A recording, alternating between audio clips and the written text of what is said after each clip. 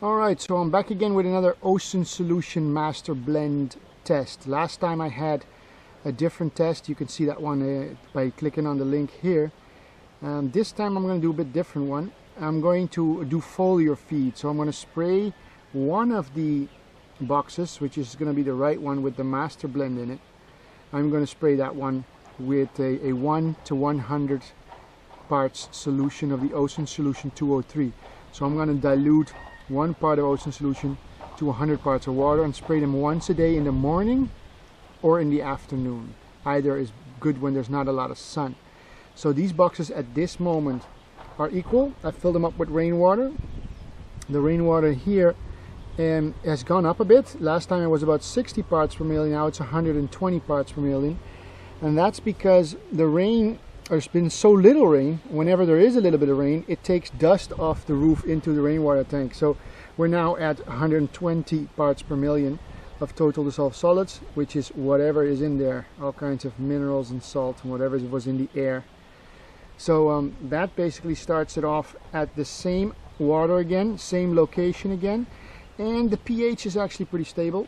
You can see here the pH. I lost my other test kit. I didn't lose it, but it broke, and so I'm using this General Hydroponics droplet test kit, and you can see that the pH of both of these are the same, going in at neutral, about 7.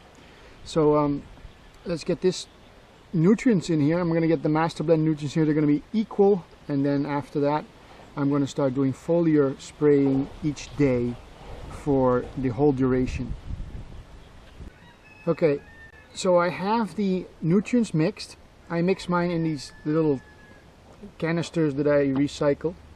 What I basically do is I got my calcium in one of them, and I got my Master Blend and the Epsom salt in there. So we got the calcinate, which is calcium nitrate, and then we got the other one, which is the Master Blend mix, plus the Epsom salt, which is magnesium sulfate. And I got that in both, so on the other one as well. So what I do is if I undo this one here, you can see this, I got my calcium marked in here, calcinate. I already mixed it pretty well, and I add it to the water. That's that one. And then I'll do the same for the Master Blend, which is one-handed operation here. You can see the color of that. There you go. That's basically good enough for me.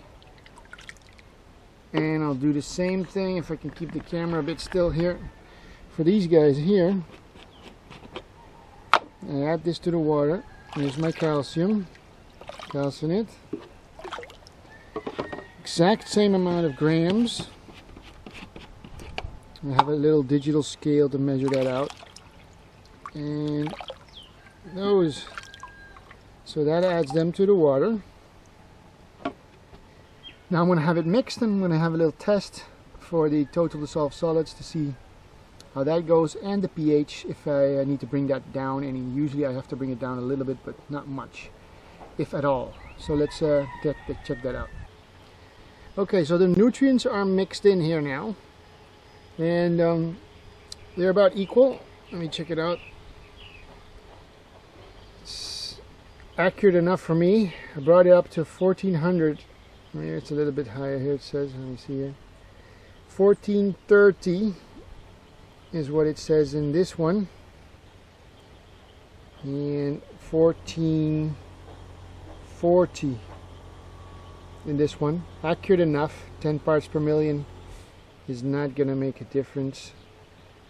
1420, it changes a little bit, and 1440, 30, 40, 30, it's almost the same.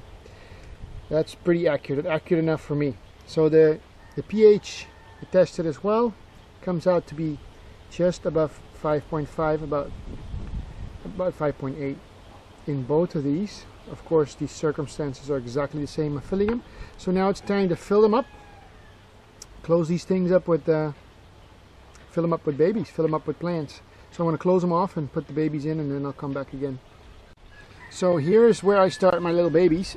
Same seeds exactly as last time, but the only difference is this time I started them off in my starter box here, giving them a little bit of an edge, or a little bit of a, well, basically the first 2 weeks of growth are in this box, instead of last time I stuck them quite fast when they were really tiny into the box directly. So that's the only difference here, that I started off these seeds in my new starter box over here. Alright, so here we are. The boxes are closed and the babies are in. The baby plants are in. It's a bit windy. As you can see, I screw these boxes down on all corners, making sure I get no little animals in there. I usually get some frogs that try to crawl in and things like that. And a little bit of crack here, but nothing much that anything can get in. And it keeps the moist trapped in there as well. So here you go. This is the 2 boxes, identically planted. We're talking pak choys here at the front. These guys here, pak choy, this is actually a double one. These guys are amsoys. Right, that's an amsoy. Sun breaking through now. It's about 9 o'clock, I think, in the morning. And over here we got the Mizuma. And you can see a nice green Mizuna. Both boxes identical. I tried to distribute the plants equally so that we'd actually have similar size in all boxes. Now it's a question of checking it out. So both boxes are completely identical, exactly identical. There's only one difference.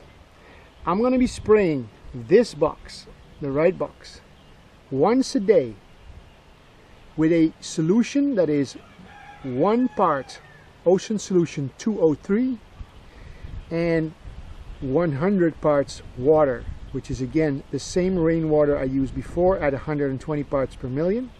I don't have any other distilled water, so I'm going to use the rainwater with the Ocean Solution. So this box will be left completely alone, the left box, and the right box will be sprayed once a day in the mornings or in the evenings, whatever is whenever I'm around and I have the time. But I'll make sure that I'm going to spray them either once in the morning or once in the afternoon. So 1 time a day with Ocean Solution, 100 parts water and 1 part Ocean Solution. So let's take a look at this test. We'll see how it goes, and we'll see the difference between the last test.